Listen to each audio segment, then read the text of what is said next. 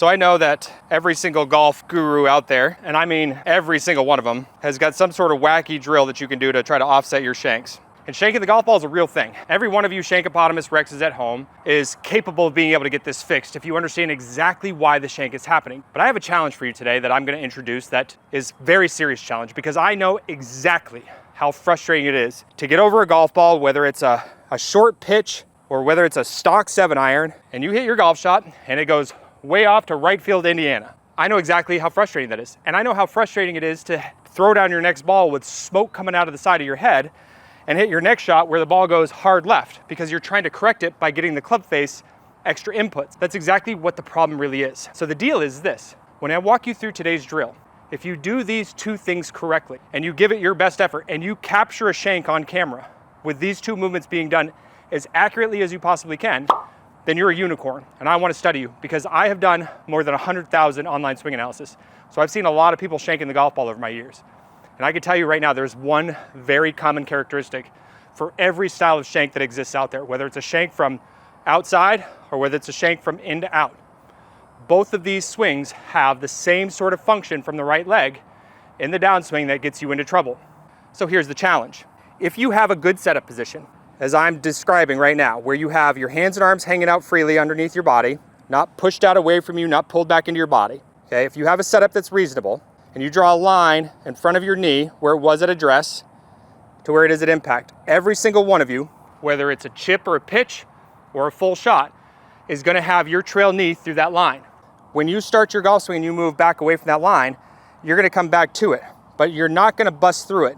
If you keep your knee back away from that line and you have your hands and your arms relaxed, tension free, and you still shank the golf ball, then you've just earned yourself a free golf lesson with me. It's a pretty good deal. I want to help you fix this. I want to study you.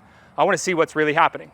So the requirements are this: you have to have a good setup position. You have to keep your knee back behind that line at address. And you also have to make sure that your hands and your arms are tension free. So let me show you how I want you to practice this. The first thing that you're going to do is you're going to start working on releasing the tension from the hands and the arms and getting the golf club to swing from a slightly toed down position like I have it to a slightly toe left position on the lead side of your body. And you're going to do this back and forth until you can get the club to brush on the ground every single time like I am. So toe up to toe left, slightly toe left.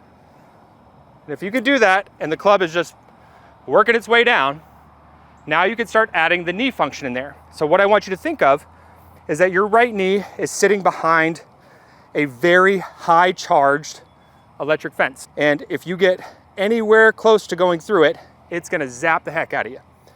So what I want you now to do is make some of those small swings just to get comfortable with it, and you can do this with pitch shots as well, is keep your knee back away from that line as you're shifting and trying to open your hips up and releasing the club. It's not going through that line until after impact. Then you can start hitting some shots. Okay? Start hitting some small shots. Get comfortable with it. Know that you don't have to start trying to actively help the club face. Keep that trail knee back. Once you start getting some shots that fly off the center of the club face, then challenge yourself a little bit further. Go up into some longer swings and eventually get yourself into full swing territory. When you're on the golf course, think about that trail knee. That will help keep everything from moving in towards the golf ball and exposing the hosel of the golf club to the golf ball, whether it's a shank from the outside or a shank from the inside. If you do capture one on camera and your setup is good, your tension levels are down, and your right knee has not moved to that line as a right-handed golfer, then let me know in the comments below, and I will set up time to make sure that we can work on this together, because I want to study you and find out what the real problem is. Every single one of you is capable of being able to get this fixed.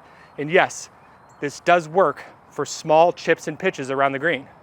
Get yourself in a good spot and you will be shank-free for the rest of your golfing life. No more being a shankopotamus rex. You got it? Okay, good.